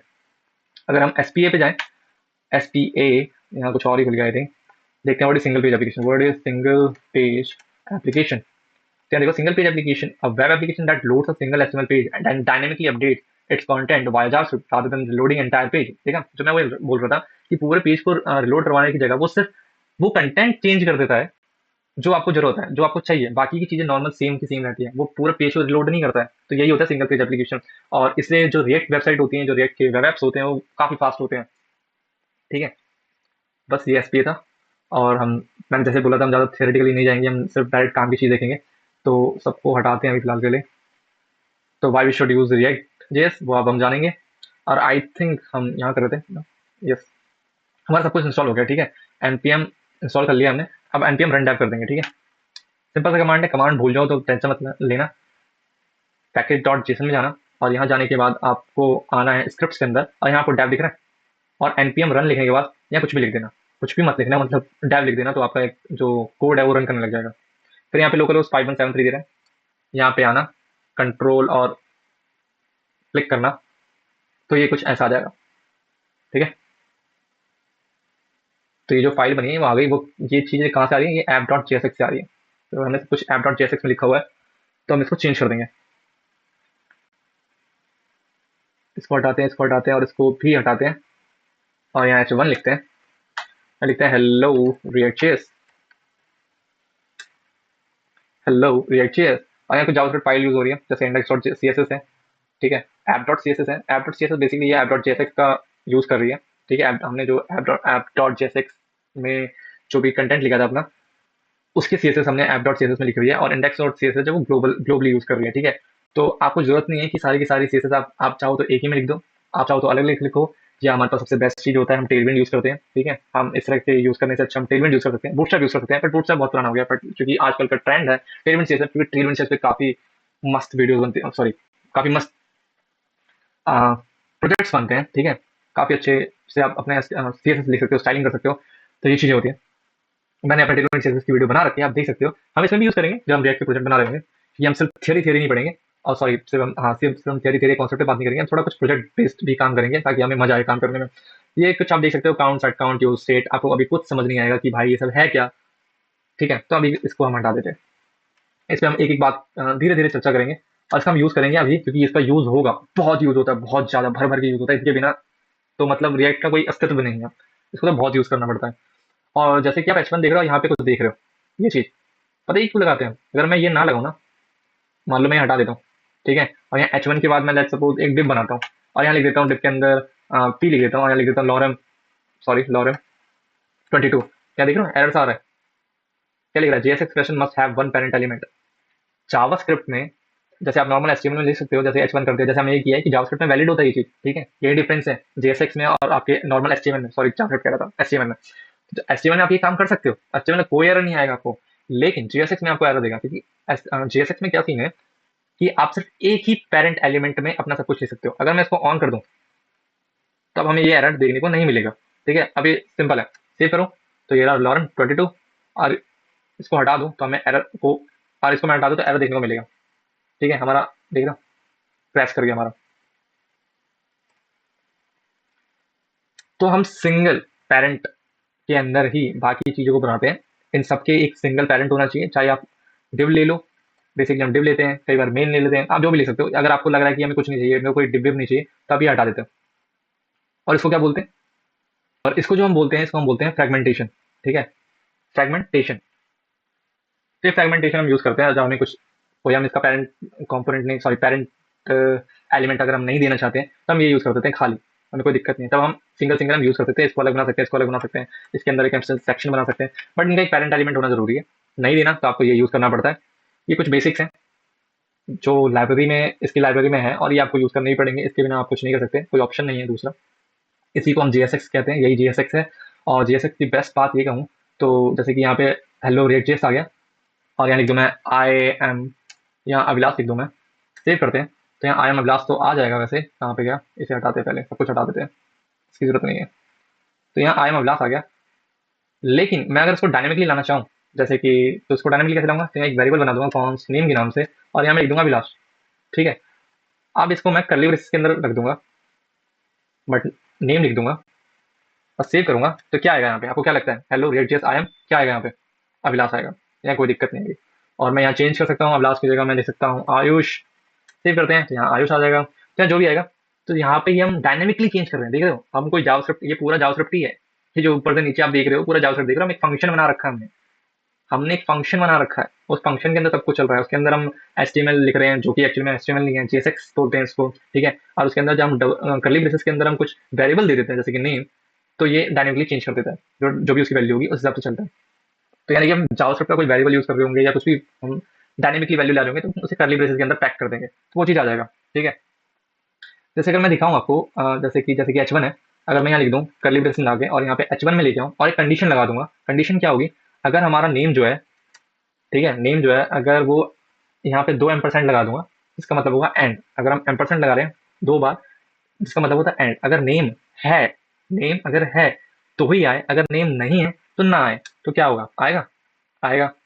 अगर मैं ये लगा दूं कि नेम जो है, अगर नेम अगर इक्वल इक्वल समथिंग है, ठीक है, अगर नेम की इक्वल इक्वल नहीं करते हैं, नेम की अगर लेंथ कर देते हैं, लेंथ GTH ग्रेटर देन 0 है, तब तो आए, ठीक है, तब तो ये लिखा आना चाहिए, hello radius I am Ayush, ठीक है। अगर नहीं है, नहीं एकदम 0 है, तो क्या ये आएगा, आपको लगता है? नहीं आएगा, ये वो गायब हो गया। अगर एक ए लिख देता हूँ बस, आएगा, आएगा। तो ये कंडीशनल लगा दिया, हमने कंडीशन किया यहाँ पे, ठीक है। और ऐसी चीजें बहुत कुछ करने वाले हैं, देख रहे हो, सब कुछ यहाँ ही कर रहे हैं। हम कोई अलग से जाके हम वो उसकी वैल्यू को ग्रैब नहीं कर रहे हैं, ठीक है, कोई इवेंट लिस्नर नहीं लगा रहे उसके ऊपर या कुछ भी नहीं कर रहे हैं, ठीक है। हम बस एक कर्ली ब्रेस लगा रहे हैं, यहाँ पे कंडीशन लगा देते हैं और हम उस हिसाब से कंडीशन को रन कर रहे हैं, डायनेमिकली वैल्यू कर रहे हैं कि नेम की अगर कोई लेंथ अगर 0 से ज्यादा है तो हमें ये वैल्यू शो करो, नहीं है तो मत करो, मत दिखाओ उस चीज को, ठीक है, दिखाएगा ही नहीं। हम जो भी कर रहे हैं यहाँ ही कर रहे हैं, हम कोई सिलेक्टर यूज नहीं कर रहे हैं, हम कुछ HTML से सिलेक्ट नहीं कर रहे, जैसे हम यहाँ पे कर रहे थे। इसके अंदर देखें तो यहाँ पे हम देखो पैरा को लेके आ रहे थे, पैराग्राफ, ठीक है, बटन्स लेके आ रहे थे, यहाँ पे बटन लेके आ रहे थे, इनपुट बॉक्स को ग्रैब कर रहे थे, ग्रैबिंग कर रहे थे यहाँ पे, ठीक है। उसके बाद हम उस पर इवेंट लिस्नर जो भी कर रहे थे, इतना सब कुछ करना पड़ता था। बट यहाँ पे गायब करना कितना आसान है, बस लेंथ हमने चेक की, अगर यहाँ कर रहे होते हैं वही, तो हमें क्या करना पड़ता, हम इसकी वैल्यू देखते, पहले इसको तो ग्रैब करते, फिर उसमें से वैल्यू निकालते, फिर हम इस पर कंडीशन लगाते और फिर उस हिसाब से हम इसे मैनिपुलेट कर रहे होते कि है या नहीं है, ठीक है। बट यहाँ सब कुछ ऑटोमेटिकली हो रहा है। तो जिस तरह से हमने बात की, जो हमने यहाँ पे इंप्लीमेंट किया था, वही चीज़ हमें यहाँ इंप्लीमेंट करनी है, तो कैसे करेंगे वो देखते हैं। कुछ चीज़ें अलग दिखेंगी आपको, तो ज़्यादा टेंशन लेने की बात नहीं है, मैं बस समझाने वाली बात है, ताकि मैं आपको दिखा सकूँ कि इसमें कोड कितना छोटा हो जाता है, उसमें कितना कोड बड़ा होता है, वनीला में कितना बड़ा कोड लिखना पड़ता है और इसमें कितना कोड छोटा हो जाता है, बस वो दिखाने वाली बात है, ठीक है। तो स्टार्ट करते हैं और कंपोनेंट्स बनाते हुए चलेंगे, ताकि आपको समझ में आए कि ये किस तरह से काम करता है। तो हम यहाँ ले सकते हैं एग्जाम्पल 1 ले लें, एग्जाम्पल 1 ले लेते हैं, ये एग्जाम्पल 1 की जगह सो मोर या सो हाइट कर लेते हैं, सो हाइट का एक कॉम्पोनेंट बना देते हैं। सो हाइट का एक कॉम्पोनेंट बनाते हैं, यानी कॉम्पोनेंट मतलब एक फाइल बनाना पड़ेगा आपको। अब देखो, जो भी हम चीजें कोड लिखेंगे वो हम सोर्स में लिखेंगे, ठीक है, सोर्स में। पब्लिक के अंदर हमारी मेनली हमारी जो ग्लोबल जो एसेट्स आएंगे वो हमारे पब्लिक के अंदर आएंगे, जैसे वीट डॉट एसवीजी है हमारा, यहाँ पे भी डाला हुआ है, ये पब्लिक में आएंगे। आप यहाँ पे भी एसेट देख सकते हो, यहाँ पे भी एसेट है सोर्स के अंदर। पर हमारा जो मेन काम होगा वो हमारा सोर्स के साथ ही होगा, जो भी हम चीजें फाइल बनाएंगे या कुछ भी करेंगे ज्यादातर हम सोर्स में करेंगे, उसके अलावा नहीं। फिर हमारे पास एक मेन डॉट जेएसएक्स है, ये जिसके अंदर देखो ये ऐप कंपोनेंट आ रहा है, जब हम इस पर क्लिक करेंगे, ठीक है, तो ये हमें इसी फाइल पे लेके आ जाएगा, ऐप डॉट जेएसएक्स पे लेके आ जाएगा। तो यहाँ पे देख रहे हो, तो कुछ इस तरीके से होता है। अभी जो जो रूट है, ये देखो, इसने बस एक बार ग्रैब किया है रूट को। अब ये रूट कहाँ पे लिखा हुआ है, हमारे HTML के अंदर, ये रहा रूट, ठीक है। अब जो भी कोड जा रहा है, जो भी चीजें हो रही हैं, सब इसके अंदर लिखी जा रही है, ठीक है। हमारा देखो एक स्क्रिप्ट बनी पड़ी है सोर्स मेन डॉट जेएसएक्स की, जो हमारी जो मेन फाइल है, स्क्रिप्ट फाइल जो है हमारी, जैसे नॉर्मल HTML से लिखते हैं, तो वो लिखी हुई है हमने। यहाँ पे देखो, यहाँ टाइटल लिखा हुआ है, हम टाइटल चेंज कर सकते हैं, हम वीट और रिएक्ट आ रहे हैं, रिएक्ट ऐप लिख देते हैं, रिएक्ट रिएक्ट ऐप सेव करते हैं। तो यहाँ देखना है रिएक्ट ऐप दिखाने लगा, ठीक है। यहाँ पे लोगो आ रहा है वीट का, जिसे हम चेंज कर सकते हैं ऑफकोर्स अपने हिसाब से। फिर यहाँ स्क्रिप्ट लगा दिया है, यहाँ पे नॉर्मल एक डिव लगा दी, जिसकी आईडी हमने रूट दे दिया। स्क्रिप्ट हमारी कौन सी है, ये मेन वाली है। और इसके अंदर हम क्या किया, हमने इसको ग्रैब किया है। क्या ग्रैब किया है, ये जो हमने रूट है, ये वाला जो डिव है, ये ग्रैब किया है। ये ग्रैब करने के बाद कहाँ गया, मेन डॉट जेएसएक्स। ग्रैब करने के बाद हम रेंडर करवा रहे हैं ऐप को। क्या रेंडर करवा रहे हैं, ऐप को, ये वाला ऐप। अब जो भी चीज लिखेंगे, हम जो भी चेंजेस करेंगे अब इसके अंदर करेंगे, यानी कि इसके अंदर हम डिफरेंट डिफरेंट, या तो हम पूरी ऐप इसी के अंदर बना सकते हैं, ठीक है, कोई दिक्कत नहीं है, पूरी ऐप इसी के अंदर बना दो, सारा कोड इसी में लिख दो। बट आपका जब कोड बेस बहुत बड़ा होगा ना, तो ये संभालना बहुत मुश्किल हो जाता है। इसलिए हम चीजों को कंपोनेंट में डिवाइड कर देते हैं, ताकि सब चीजें अलग हो। जैसे हमारा नेम बार अलग कर देते हैं, हम फुटर अलग कर देते हैं, ठीक है, साइड बार अलग कर देते हैं। और हमारा कोई कंपोनेंट जैसे कि कार्ड्स, हम कार्ड्स बनाएंगे वो अलग कर देंगे, बटन बनाएंगे वो अलग कर देंगे, और सबको उठा उठा के जैसे जिस तरह से हमने कंपोनेंट लिखे हैं सो वाइट का, जो कि अभी तक हमने बनाए नहीं है, हम वो यूज करेंगे। तो हम सोर्स के अंदर जाएंगे, एक फोल्डर बनाएंगे कॉम्पोनेंट्स के नाम से, ठीक है, और इसके अंदर एक फाइल बनाएंगे। और याद रखना, जब भी हम कोई फाइल बनाते हैं इसके अंदर, तो उसका जो स्टार्टिंग होती है सबसे पहले हम कैपिटल लेटर यूज करते हैं, ठीक है। सो हाइड के नाम से हमने एक बनाया है, और डॉट जेएसएक्स लिख देंगे। और एक ना शॉर्टकट होता है RAFCE के नाम से, बट ये आपने सो नहीं होगा, क्योंकि इसके लिए आपको कुछ इंस्टॉल करना होता है। तो उसके एक्सटेंशन में आना, VS कोड में, आपको VS कोड में दिखाता हूँ, अगर आप VS कोड यूज कर रहे हो तो VS कोड के एक्सटेंशन में आना। और पहले तो ये हटा दो यार, एक तो लाइव सर्वर आएंगे इस वजह से। और उसके बाद आपको यहाँ आना है और ये देख रहे हो जो ES7 रिएक्ट रीडक्स क्राफ्टवेल रिएक्ट नेटिव स्निपेट, ये जो स्निपेट है ये आपको इंस्टॉल करना है। अब जैसे ही आप इंस्टॉल कर लोगे तो एक बार रिलोड कर लेना, जरूरत वैसे पड़ती नहीं है पर लेकिन कई बार पड़ जाती है, तो एक बार रिलोड कर लेना, VS कोड को एक बार क्लोज करके वापस से ऑन कर लेना। जब वो करोगे तो आप जब इस तरह के मैंने जैसे शॉर्टकट लिखे थे RAFCE करके, तो आपको ऐसे शॉर्टकट आएंगे और आपके पूरे फाइल बनाएगा। ठीक है, ये पूरा फंक्शन बना के देगा, आपको ज़्यादा कुछ मेहनत करनी पड़ती नहीं। अब यहाँ पे मैं लिख दूंगा कि सो हाइट फंक्शन और कुछ भी या कंपोनेंट लिख देते हैं, सो हाइट कंपोनेंट। ठीक है, सेव करते हैं। तो अभी देखो ना कि अगर हम यहाँ पे आए तो यहाँ पे क्या दिखा रहा है, अभी कुछ ऐसे दिखा रहा है जो कि हमने हटा दिया था पर उसको हमने सेव नहीं किया है। सेव कर देते हैं तो यहाँ क्या दिखाएगा, कुछ दिखा रहा है? कुछ दिखा नहीं रहा। अच्छा, दिखा इसलिए नहीं है क्योंकि हमने अभी इसको इंपोर्ट नहीं किया है, इसको इंपोर्ट कर लेते हैं। तो इंपोर्ट सो हाइट फ्रॉम कहाँ से, कंपोनेंट और सो हाइट से कर देना। अगर ये चीज़ नहीं आ रहा है तो क्या करना है कि यहाँ पे आना है और आपको कंट्रोल और स्पेस बटन दबाना है, तो आपको ये ऑप्शन दिखाने लगेगा सो हाइट का, और एंटर कर देना है तो आपकी ये वैल्यू इंपोर्ट हो जाएगी ऑटोमेटिकली, जैसे मेरे में हो गई थी। अब मैं सेव करूंगा तो यहाँ पे देखना सो हाइट कंपोनेंट शो कर रहा है। अब वही मैं अपने इस कंपोनेंट में आगे कुछ भी चेंज कर दूंगा, कंपोनेंट जैसे कि दिस इज मी। ठीक है, तो यहाँ पे दिखाने लगेगा this is me, sorry change कर दिया, कुछ भी गलत कर दिया मैंने, this is me, this is me, this is me show करने लगेगा। ठीक है, आई होप आपको दिख रहा हो, ये देख रहे हो? तो इस तरह के हम सॉरी इस तरह के हम डिफरेंट डिफरेंट कंपोनेंट बना सकते हैं और इस तरह से यूज करते हैं ताकि हमारा कोड पेज ज़्यादा हैवी ना लगे और ज़्यादा ईजी हो जाए उसको यू नो समझने में, और उसको हम चेंज कर सकें, अपडेट कर सकें अपने हिसाब से, बिना किसी बहुत ज़्यादा कोड बेस, क्योंकि जब ज़्यादा कोड बेस देखते हैं हमें प्रॉब्लम होती है, हम ढूंढने में दिक्कत हो जाती है, बहुत चीज़ें होती हैं। तो जितना शॉर्ट करते हैं हम अपने कोड को उतना ज़्यादा बेटर हो जाता है। तो हम कंपोनेंट्स में डिवाइड करते हैं। अभी जो सो हाइड है मैं कितने ना जाने कितने बार रिपीट कर सकते हैं, जैसे सो हाइड लिख दिया मैंने, ये मैंने एक बार बना दिया। ठीक है, दिस इज मी करके मैंने एक बार कर दिया। अब मुझे बार बार लिखने की जरूरत नहीं दिस नहीं, मैं बस इस कंपोनेंट को कॉपी कर दूंगा, जितने बार चाहिए उतने बार सेव करूंगा तो देखो उतने बार आ जाएगा। मैंने दिस इज मी सिर्फ एक बार लिखा है, सिर्फ एक बार डिव में, और मैं बस सो ये जो फाइल है सो हाइट का जो कंपोनेंट है इसको मैं बार बार मल्टीपल यूज कर रहा हूँ और ये उतनी ही बार रिपीट कर देता है।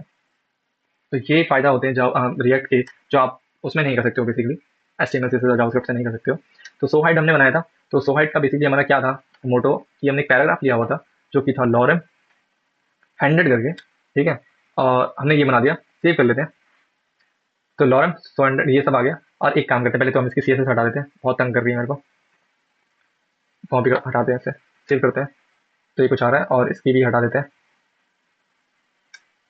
सेव करते हैं। तो अभी नॉर्मल आ गया, राइट। इसको सिंपल कर देते हैं, margin, padding, box sizing, border box. ठीक है, font size, sorry font size कह रहा हूँ, पी के अंदर फॉन्ट साइज देते हैं कुछ 25 पिक्सल का, आई थिंक इतना काफ़ी होगा। हाँ काफ़ी, बहुत काफ़ी, बहुत बढ़िया। और थोड़ा सा गैप दे देते हैं, मार्जिन दे देते हैं सम 10 पिक्सल। ठीक है, बहुत सही। तो हमारे पास वाइड आ गया। अब हम क्या कर सकते हैं कि जैसे कि हम यहाँ यूज़ कर रहे थे, जैसे आप देख सकते हो यहाँ पे हमने एक ये वाला बटन बनाया था और एक ये बटन बनाया था। तो क्या करें, हम एक ही बटन बनाते हैं, बट अब हम ना एक कंपोनेंट बना लेते हैं बटन के नाम से। तो एक और कंपोनेंट बनाते हैं बटन के नाम से, BUTTON.JSX। फिर क्या लिखना है, RAFCE शॉर्टकट लिखेंगे, यहाँ पे बटन आ जाएगा। डिप की जगह हम यहाँ पे सिर्फ नॉर्मल बटन लिखेंगे और यहाँ पे बटन का नाम लिखेंगे, जो कि हो सकता है बटन ऑफ कोर्स, या क्या नाम लिया था हमने, सोलेस, सोलेस। बट कंफ्यूज ये था, कंफ्यूजन आपको ये हो जाएगी, मैं कर तो दूंगा बट सोलेस सो मोर कर रहे हैं ना, देखो इसका नाम चेंज कर रहे हैं। अगर मैं यहाँ ही चेंज कर दूँ ना बहुत कंफ्यूजन हो जाएगी। तो एक काम करते हैं, अभी इस बटन को रेस्ट करवाते हैं, यहाँ पे नहीं करवाएंगे, हम इसको कभी बाद में देख लेंगे बटन वाला कैसे काम करता है। हम यहाँ पे नॉर्मल सिंपल सा एक बटन बना लेंगे, PTN बटन। यहाँ पे लिखवा लेंगे हम सो सो मोर, हाँ सो नहीं सो लेस, क्योंकि अभी छोटा है। सेव करते हैं और बस रिएक्ट ऐप पे आते हैं। यहाँ पे हमारा एक बटन दिख रहा है सोलेस के नाम से, और इतना शॉर्ट क्यों दिख रहा है ये, अच्छा ठीक है। तो यहाँ पे सोलेस का एक बटन दिख रहा है, यहाँ पे दिख रहा होगा आपको। अब कितना सिंपल होता है, कितना सिंपल हो जाएगा इसको करना, मैं वो दिखाता हूँ। जैसे बटन है, ठीक है, तो यहाँ पे हम एक हुक बनाएंगे जिसका नाम है था यूज स्टेट, जिसका स्टेट हम मैनेज करेंगे अपने हिसाब से। अब ये स्टेट क्या होता है क्या नहीं होता है इसका थोड़ा कंफ्यूजन हो जाएगा आपको अभी, तो हम एक काम करते हैं कॉन्स्ट, ठीक है, और यहाँ लिख देते हैं बटन, लिख देते हैं बीट बटन BTN, और यहाँ लिख लेते हैं सेट BTN। अभी जो BTN है ना, ये जो BTN है बेसिकली ये वेरिएबल है, और जो सेट BTN है ना, एक तरीका होता है हुक का यूज करने का, जो कि हम हुक करते हैं यूज स्टेट। अब ये जो यूज स्टेट होता है ये हमें रिएक्ट से मिलता है, ये ऑलरेडी इसे हुक बोलते हैं। हुक कैसे पता करेंगे कि हुक क्या है? जो भी चीज़ है, जो भी फंक्शन है, या जो मेथड सॉरी जो मेथड्स होते हैं, जो यूज़ से स्टार्ट होते हैं, यूज़ से, उसको हम हुक्स बोलते हैं। जो BTN है ये वेरिएबल है, और जो सेट बटन है ये फंक्शन है, और ये फंक्शन को यूज़ करते हुए हम इसको मैनिपुलेट करते हैं। तो अभी जो है हम ट्रू और फॉल्स की बात कर सकते हैं। तो हम यहाँ पे एक यूज सेट के अंदर में कुछ वैल्यूज देनी पड़ती है, अपने हिसाब से आप दे सकते हो, या तो मत दो, नहीं देनी तो आप नल लिख दो, कुछ देना है। अगर स्ट्रिंग है तो एम्प्टी स्ट्रिंग का तो इसका नाम कुछ लिख सकते हो। बट हम अभी मैं इसको बुलियन वैल्यू दूंगा, जो कि होगा आई थिंक फॉल्स। फॉल्स कर देते हैं, ठीक है, फॉल्स कर देते हैं, सेव करते हैं। अभी कुछ भी चेंज नहीं होगा, कुछ फर्क नहीं पड़ने वाला। होगा क्या, हम यहाँ पे जाएंगे और यहाँ लिखेंगे अगर हमारा जो BTN है, ठीक है, हमारा जो BTN है, और यहाँ लिखेंगे BTN अगर हमारा BTN बेसिकली अगर हमारा ट्रू है, ठीक है, BTN अगर हमारा ट्रू है तो सो लेस दिखाओ, वरना क्या करना है, सो मोर दिखाना है। सेव करेंगे तो अभी सो मोर दिखा रहा है, क्योंकि BTN हमारा ट्रू है, सॉरी फॉल्स है। हाँ देखो, BTN अगर ट्रू होगा तो सो लेस दिखाएगा, वरना सो मोर दिखाएगा। तो अभी हमारा BTN क्या है, फॉल्स है। अभी हमारी इनिशियल वैल्यू क्या है BTN की, वो है फॉल्स, ठीक है। ये जो वैल्यू जाएगी वो इनिशियल वैल्यू होती है, जो हम इसे इनिशियल वैल्यू प्रोवाइड कर रहे होते हैं इस वेरिएबल को। तो हमारी जो इनिशियल वैल्यू है BTN की वो है फॉल्स। अगर हमारा BTN हमने यहाँ कहा अगर BTN ट्रू होगा तो सो लेस दिखाना, फॉल्स होगा तो सो मोर दिखाना। तो इसलिए ये सो मोर दिखा रहा है क्योंकि वो पहले फॉल्स है। तो अभी कुछ नहीं हो रहा। अगर मैं यहाँ ट्रू कर दूँ, ट्रू, तो यहाँ देखो सो लेस दिखाएगा, ठीक है। तभी हम इसे फॉल्स ही रहने देते हैं। हमें क्या करना था कि सो लेस है तो सो मोर दिखाना है, सो मोर है तो सो लेस दिखाना है, ठीक है भाई, ये भी करते हैं। अब इसको चेंज कैसे करेंगे, तो हम जब बटन पे क्लिक करेंगे बेसिकली, तो यहाँ पे हम लगा सकते हैं ऑन क्लिक। यहाँ पे हमारे पास ऑन क्लिक का ऑप्शन होता है, यहाँ ऑन क्लिक लगाएंगे और यहाँ लिखेंगे सेट बटन, सेट बटन, अच्छा टॉगल करवाएंगे BTN। देखो देखो देखो देखो आए, मुझे पता है कंफ्यूज हो जाओगे यहाँ पे। हमने क्या किया, ऑन क्लिक पे यहाँ पे ऑन क्लिक लिस्टनर लगाया एक, ठीक है, और हमने कुछ इस तरीके से एक फंक्शन लिख दिया, कर्ली ब्रेसेस। मैंने कितने बार भी कहा है कि हम जब जावास्क्रिप्ट लिख रहे होते हैं तो हम कर्ली ब्रेसेस का यूज करते हैं, ठीक है। तो हम जावास्क्रिप्ट यहाँ यूज कर रहे हैं। और फिर हमने क्या फंक्शन लिखा, एनोनमस फंक्शन, और वहाँ पे हमने एक फंक्शन, जैसे मैंने बताया कि ये फंक्शन के लिए यूज होता है, तो ये सेट बटन लिखाया और लिखा बीटा, यहाँ पे फिर मैंने लिख दिया BTN, और उससे पहले लगा दिया एक नॉट का साइन, ठीक है, यानी एक्सक्लेमेशन लगा दिया, जो कि होता है, जो कि बेसिकली नॉट का साइन होता है। तो नॉट का क्या मतलब है, यहाँ पे हम टॉगलिंग करवा रहे हैं। टॉगलिंग मतलब BTN की वैल्यू क्या है, BTN की वैल्यू क्या है, फॉल्स है, ठीक है, BTN की वैल्यू क्या है, फॉल्स है। तो जब हम इस पर क्लिक करेंगे तो ये क्या हो जाएगा, फॉल्स या ट्रू। हमने बोला था ये फॉल्स है, ठीक है, जो भी होगा। देखो इतनी मैं उम्मीद करता हूँ जावास्क्रिप्ट आपने पढ़ ली होगी, अगर नहीं पढ़ी है, बहुत कंफ्यूज हो रहे हो इतनी में ही, तो जाओ यार पहले जावास्क्रिप्ट थोड़ा क्लियर करो। ये जो भी करता है, यानी कि जब हम उस पर नॉट का साइन लगा देते हैं, एक्सक्लेमेशन साइन लगा देते हैं किसी वैल्यू के पहले, तो क्या करता है, ट्रू होती है तो फॉल्स कर देता है, फॉल्स होती है तो ट्रू कर देता है, ठीक है। जब भी हम एक्सक्लेमेशन का साइन लगाते हैं तो जो भी वैल्यू होती है वो उसका ठीक उल्टा करता है, यानी कि वो वैल्यू ट्रू है तो फॉल्स कर देगा, फॉल्स है तो ट्रू कर देगा। तो हम यहाँ बेसिकली हम टॉगलिंग कर रहे हैं, यानी कि बटन की वैल्यू क्या थी, फॉल्स, तो जब हम इस पर क्लिक करेंगे तो ये ऑलरेडी एक फॉल्स है, तो फॉल्स को क्या बना देगा, ट्रू। तो जब हमारी बटन की वैल्यू ट्रू हो जाएगी, ये अपडेट कर देगा उसको, ठीक है। अब हमारी बटन की वैल्यू हो जाएगी ट्रू, तो हम यहाँ कंसोल करते हैं, काम करते हैं, या बटन की वैल्यू को कंसोल करते हैं, ये हो क्या रहा है, सेव करते हैं, और यहाँ पे अपना खोल लेते हैं एक इंस्पेक्शन टूल। यहाँ पे बहुत सारी चीजें दिख रही हैं, इसको हटा देते हैं। तो जब अभी हमारा वैल्यू क्या दिख रहा होगा, यहाँ पे फॉल्स दिख रही है, ठीक है, क्योंकि फॉल्स ही अभी हमारी वैल्यू जो है फॉल्स दी हुई है। बट जब सो मोर पे क्लिक करेंगे तो यहाँ क्या आएगा, ट्रू, फिर दोबारा करते हैं, फिर आएगा फॉल्स, फिर दोबारा करते हैं, फिर आएगा ट्रू, फिर फॉल्स, फिर ट्रू, ठीक है। टॉगलिंग कर रहा है, ट्रू है तो फॉल्स, फॉल्स है तो ट्रू, वो कर रहा है। और उसी हिसाब से हमारी यहाँ वैल्यू भी चेंज कर रहा है, अगर आपको दिख रही हो, या सोल ऐसा, या सो मोर हो गया, फिर सोलैस, सो मोर, जो हमने यहाँ पे जावास्क्रिप्ट का यूज कर रहा है, करके रखा है कि बटन अगर ट्रू होगा तो सोलैस दिखाना, अगर फॉल्स होगा तो सो मोर दिखाना, दैट्स इट, इतना सही। अब अब असली गेम चालू होगा, क्योंकि अगर हमें इसी मैनिपुलेट करना है, आप देख रहे हो, आप मतलब कर पा रहे हो कि हमने यहाँ क्या क्या किया था। हमने कितनी सारी चीजें लिखी थी, वैल्यू ग्रैब की, फिर देन उसको हमें ओरिजिनल पैरा भी हमने उसमें डाला, फिर अलग से हमने यहाँ पे फिर इतनी सारी चीजें की, सो मोर सो हाइट का, फिर इतनी सारी चीजें की हमने, ठीक है, उसको मैनिपुलेट करने के लिए डॉम को। और यहाँ पे हम क्या कर रहे हैं, सिंपल सा चीजें लिखी, ऑन क्लिक पे हमने नॉर्मल सीधी सीधी टॉगलिंग कर दी, नॉट लगाकर यहाँ पे वैल्यू भी चेंज कर दी, सो मोर सो लेस, हमने कुछ भी नहीं किया, कुछ खास किया नहीं हमने यहाँ पे, ऐसा अगर हमने किया ही है, सच में हम कुछ कर भी रहे हैं। अब गेम क्या होगा, हमारे पैराग्राफ के साथ खेलना, जैसे हम स्लाइड के साथ खेल रहे थे।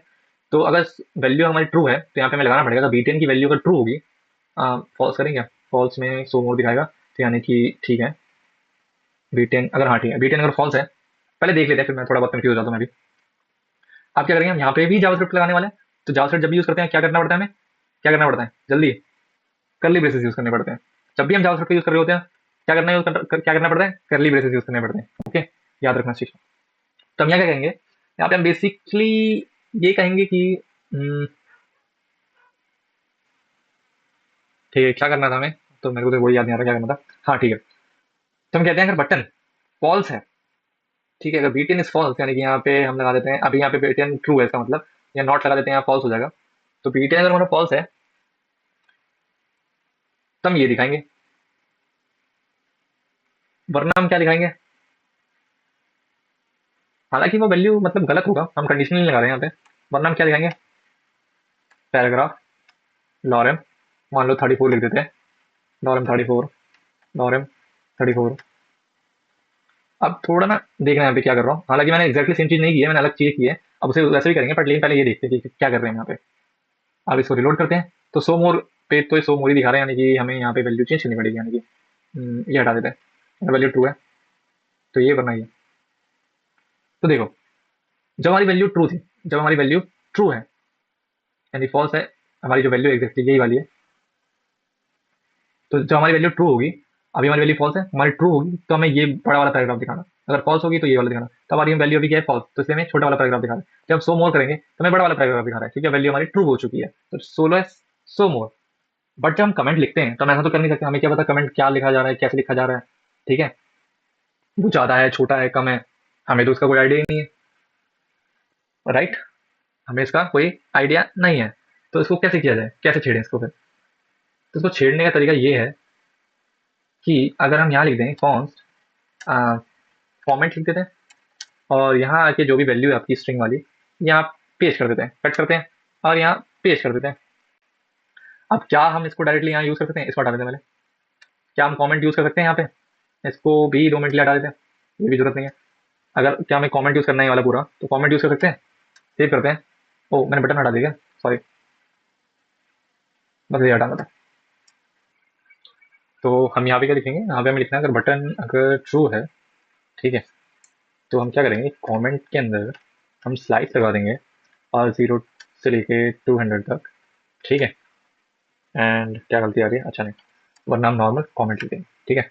अगर हमारा कमेंट ट्रू रहा, ठीक है, अगर हमारा कमेंट ट्रू, सॉरी, अगर हमारा बटन ट्रू हो जाएगा, बटन का स्टेट ट्रू रहेगा, तो हम क्या करेंगे, ये जो हमारी जो कमेंट है इसको हम स्लाइस कर देंगे और सिर्फ 200 लेटर्स को यूज करेंगे, जो भी 200 जितना भी होगा उतना। अगर ये फॉल्स रहा तो हम जितना भी कमेंट है यहाँ से लेकर यहाँ तक जितनी भी इसका स्ट्रिंग में वैल्यू है वो सब नॉर्मल लिख देंगे, ठीक है, सेव करते हैं, देखते हैं भी क्या आ रहा है। अभी कुछ ऐसा आ रहा है, यानी कि सो मोर बटन आ रहा है, और अगर सो मोर आ रहा है तो फिर यहाँ पे हमें बटन को फॉल्स करना पड़ेगा, ठीक है,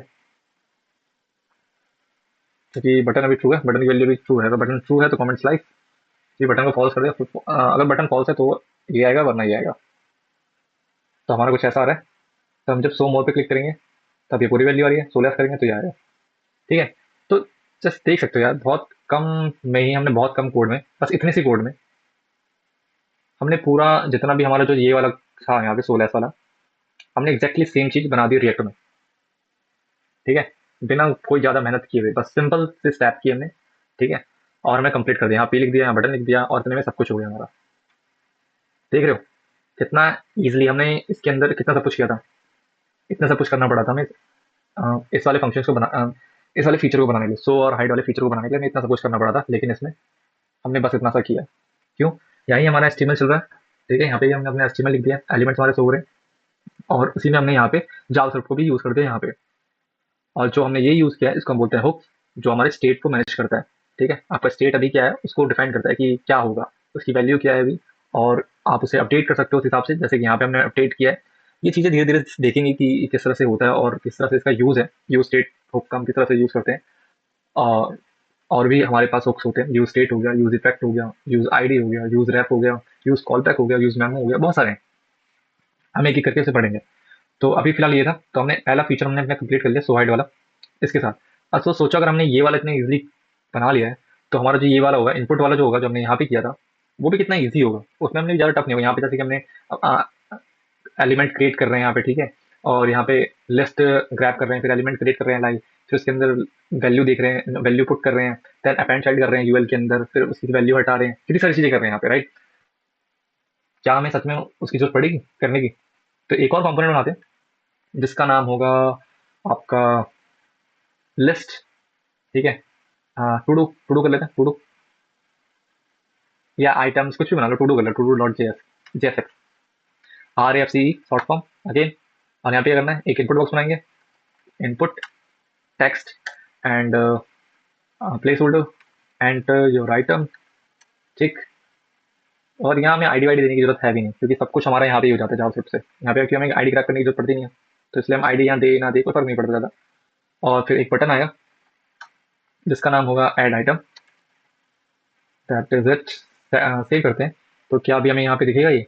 बिल्कुल भी नहीं, क्योंकि अभी तो हमने सिर्फ कॉम्पोनेंट बनाया है, इसको यूज नहीं किया अभी, राइट। हमने सिर्फ अभी कॉम्पोनेंट बनाया है, और उसको यूज करने के लिए करना पड़ेगा हमें ऐप डॉट जेएसएक्स में आना पड़ेगा।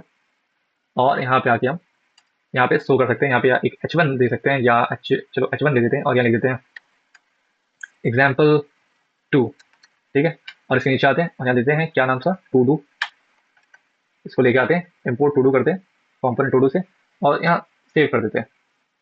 तो यहाँ एग्जाम्पल 2 आ गया, और थोड़ा सा गैप दे सकते हैं हम, बट ठीक है, हम बाद में देखते हैं सारी चीज़ें। तो हमारा ये सब सारी चीज़ें आ गई। और ये आने के बाद हमें यहाँ पे करना है, एक यूएल बनाना है, और इसके अंदर एक एल आई आएगा जो कि होगा फर्स्ट आइटम या जो भी है। तो यहाँ फर्स्ट आइटम वैल्यू आ गई, आई होप दिख रही होगी यहाँ पे। थोड़ा सा साइड कर देता हूँ सबको, यहाँ पे हम क्लास दे देते हैं टू डू के नाम से।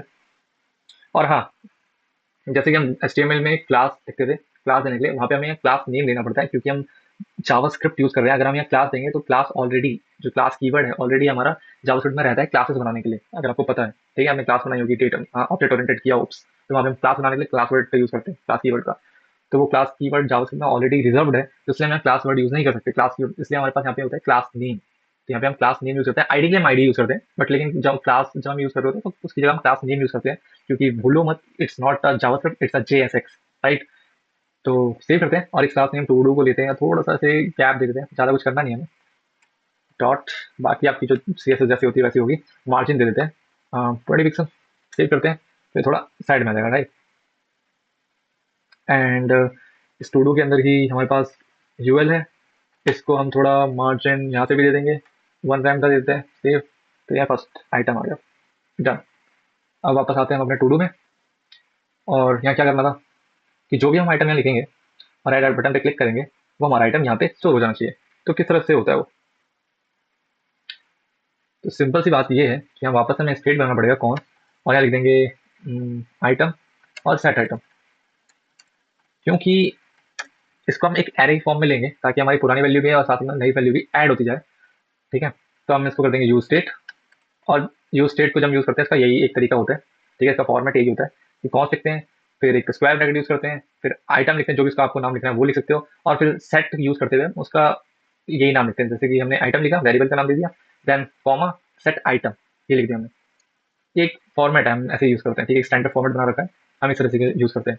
और ये एरे होने वाला है, इसको हम एम्प्टी एरे दे देंगे अभी फिलहाल के लिए। और क्या करेंगे, ठीक है। और जो ये हमारा बटन है, ये बटन एक, हमने एक फंक्शन लिखेंगे कौन, हैंडल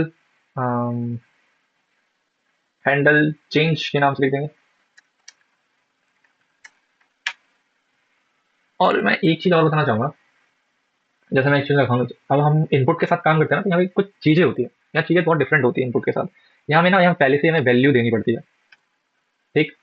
और इसके लिए भी हमें कॉस्ट इनपुट, इनपुट नहीं लिखते हैं, इंट वैल्यू लिख लेते हैं, या आइटम, या वैल्यू लिख लेते हैं, normal value and set value, क्योंकि ये स्ट्रिंग होने वाला है, तो स्ट्रिंग देते हैं। मे बी आई थिंक इसका कोई जरूरत है नहीं, बट फिर भी जो ही वैल्यू हमारी आएगी हम आइटम इसमें स्टोर कर देंगे, या फिर यूएल में दिखा देंगे, ठीक है।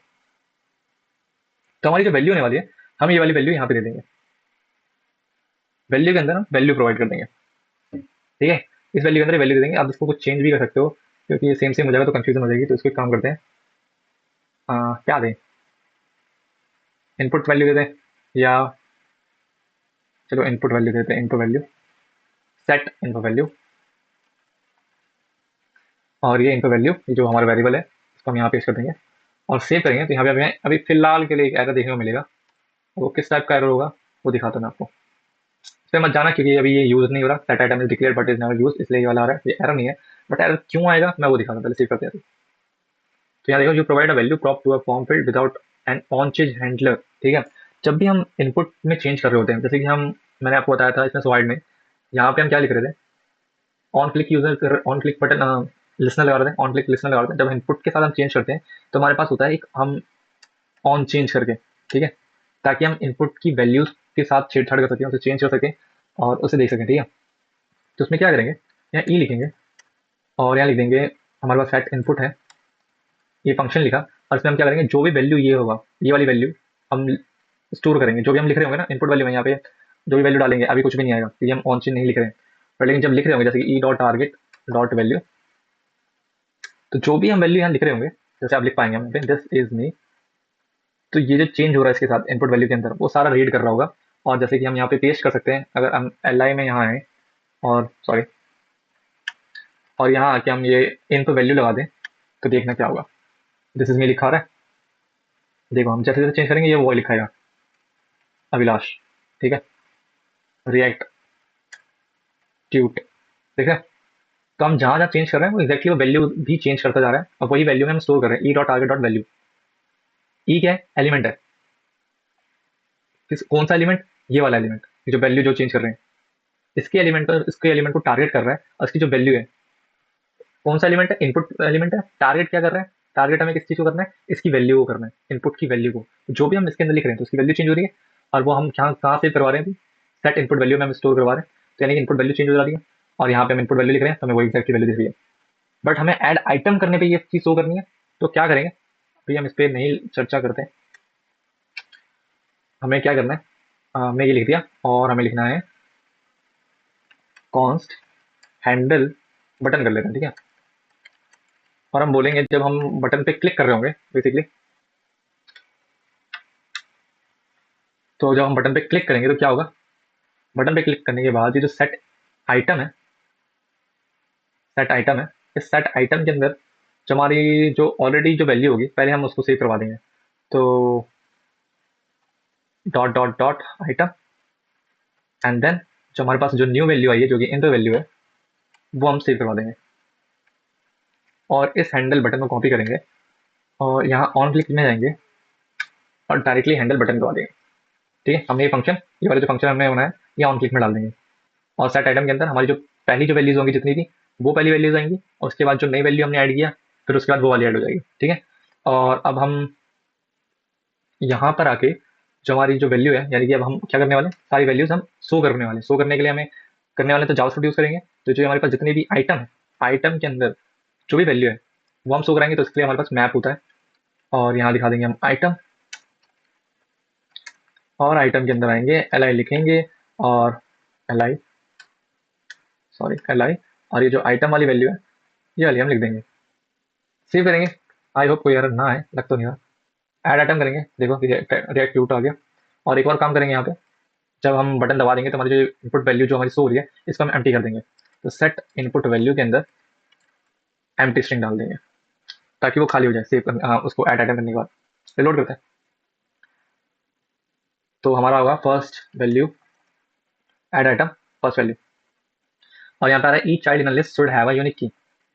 तो जब बेसिकली हम एरे यूज करते हैं और लिस्ट, जब भी हम एरे यूज कर रहे होते हैं, ठीक है, यहाँ मैपिंग कर रहे हैं, तो इन सबको हमें एक यूनिक की देनी पड़ती है, यूनिक की प्रोवाइड करनी पड़ती है, और वो क्यों करनी पड़ती है वो हम आगे जानेंगे, अभी नहीं जानना जरूरी है, ताकि हम यूनिक की दे दें ताकि हम अपडेट अपडेट करें उसे तो ढंग से कर पाएँ। तो हम यहाँ दे देंगे की के लिए हम आइटम ही दे देंगे, तब तक के लिए हम इंडेक्स भी दे सकते हैं, यहाँ पे दो चीज़ आ सकती है, जैसे आइटम हो गया और यहाँ इंडेक्स भी लिख सकते हैं हम, तो ये इंडेक्स प्रोवाइड कर देंगे, इंडेक्स मतलब 0 1 2 3 ये वाली वैल्यूज होंगी। तो अब ये वाली प्रॉब्लम नहीं आएगी, हम सेव करते हैं वापस से, सॉरी लोड करते हैं, और लिखते हैं फर्स्ट ऐड आइटम एप्पल आ गया, फिर यहाँ लिखते हैं एप्पल ऐड आइटम एप्पल आ गया, then again something add item, देखो अगेन समथिंग आ गया, ठीक है। कितने इजीली हमारी वैल्यू ऐड होती है, जैसे हम इस वाले में कर पा रहे थे वैसे हम इसमें भी कर पा रहे हैं, next add item. But difference ये है कि हमने बस ये चीज़ इतने में ही खत्म कर दी और हमें कोई पता नहीं चला, और इसमें हमें इतना सब कुछ करना पड़ा था, वैल्यू क्रैप करो ये की वो की, हालांकि अब यहाँ छोटा दिख रहा है, पर लेकिन जब जैसे जैसे आपका ऐप बड़ा होता जाता है डिफिकल्टीज उतनी बढ़ती जाती है वनीला जावास्क्रिप्ट के साथ, पर लेकिन जब रिएक्ट करते हो डिफिकल्टीज नहीं बढ़ती है, अगर आप एक बार समझ जाओगे तो आपको समझ में आने लगेगा किस तरह से काम करता है। हालांकि अभी बहुत चीज़ें होंगी जो यहाँ पे समझ में नहीं आ रहा होगा, जैसे कि ये वाला पार्ट समझ नहीं आ रहा होगा, ठीक है, और ये यूज स्टेट समझ नहीं आ रहा होगा कि आइटम मैप की सारी चीज़ें हमने क्या किया है, हालांकि आइटम डॉट मैप तो हमने ज़्यादा कुछ किया नहीं है, ये एरे के लिए यूज़ करते हैं। एरे में जब वैल्यूज शो करवा रहे होते हैं तब हम यूज़ करते हैं इसी। जावास्क्रिप्ट की होगी तो आपको पता होगा, मैप, रिड्यूस, राइट, फिल्टर। फिर ये की वाला फंक्शन बहुत इंपॉर्टेंट है, बहुत इंपॉर्टेंट है। अभी मैंने आपको की के बारे में कुछ भी नहीं बताया, कुछ खास क्यों क्यों क्यों की इतना इंपॉर्टेंट है। आगे आने वाली वीडियोस में इसका एक अलग से ही आएगा जिसमें बताऊंगा। तो कुछ ये चीज़ें थी जो बेसिक बेसिक थी, इंट्रो मैंने दे दिया है, जो कि हालांकि बहुत बड़ी वीडियो हो चुकी है, आई नो इतनी वीडियो वीडियो नहीं होनी चाहिए थी, पर लेकिन मैंने आपको एक्सप्लेन किया दोनों तरफ से, नॉर्मल वनीला के साथ भी और रिएक्ट के साथ भी, कि क्यों रिएक्ट यूज़ करना चाहिए, वनीला नहीं, कब वनीला यूज़ करना चाहिए, कब रिएक्ट नहीं। तो बेसिकली जब भी आप कोई स्टैटिक वेबसाइट बना रहे हो, ठीक है, जिसमें ज़्यादा कुछ है भी नहीं, आप सिंपल पोर्टफोलियो बना रहे हो, कुछ भी बना रहे हो, तो आप अपना normal HTML CSS JavaScript use करो, ठीक है। रिएक्ट यूज़ मत करो, फिर रिएक्ट उसके लिए कोई काम की नहीं है। रिएक्ट आपकी बेसिकली तब काम आती है जब आप कुछ डायनेमिकली करवाना चाहते हो अपने ऐप में, कुछ डायनेमिक हो रहा है आपके में, जैसे कि यहाँ पे हो रहा था, ठीक है। अभी तो हमने कुछ खास बनाया नहीं है, पर लेकिन आगे वाले बनाने वाले वीडियो में बहुत कुछ होंगे जो आपको पता चलेगा, और धीरे धीरे आपको क्लैरिटी मिलेगी कि रिएक्ट क्यों यूज़ करना है और कब करना है, ठीक है। जब आप सिंगल पेज एप्लीकेशन बनाते हो, यानी कि आप जब रिलोड नहीं करवाना चाहते हैं, तो हर बार जब हम किसी अलग राउटिंग कर रहे होते हैं तो हर बार रिलोड नहीं करवाओगे, सारा सारा पेज लेके नहीं आओगे सर्वर से, आप बस उतनी पार्ट लेके आओगे जितना आपको चेंज करवाना है। तो ये चीज़ें होती हैं। तो ये फ़ायदा है रिएक्ट यूज़ करने का। और आगे आगे जैसे जैसे हम पढ़ेंगे तो हमें और फ़ायदे समझ में आएंगे क्या है, किस तरह से यूज़ करना है। मुझे मालूम है अभी अच्छी तरह से रिएक्ट नहीं बताया मैंने, क्योंकि it was just intro video जो कि बहुत बड़ा हो चुका है। और उम्मीद करता हूँ भगा भगा के देख लेना, पर लेकिन ये वाला जो पार्ट है थोड़ा अच्छे से देखना। बाकी अगर कोई प्रॉब्लम है तो कमेंट करो, और इसे शेयर करो, लाइक करो, सब्सक्राइब करो चैनल को, ताकि मैं और वीडियो लाऊँ। और जो भी कोई, अगर अभी कोई कमी रह गई है, आपको लग रहा है कि ये हो सकता था या वो हो सकता था, वो भी कमेंट में ज़रूर डालो।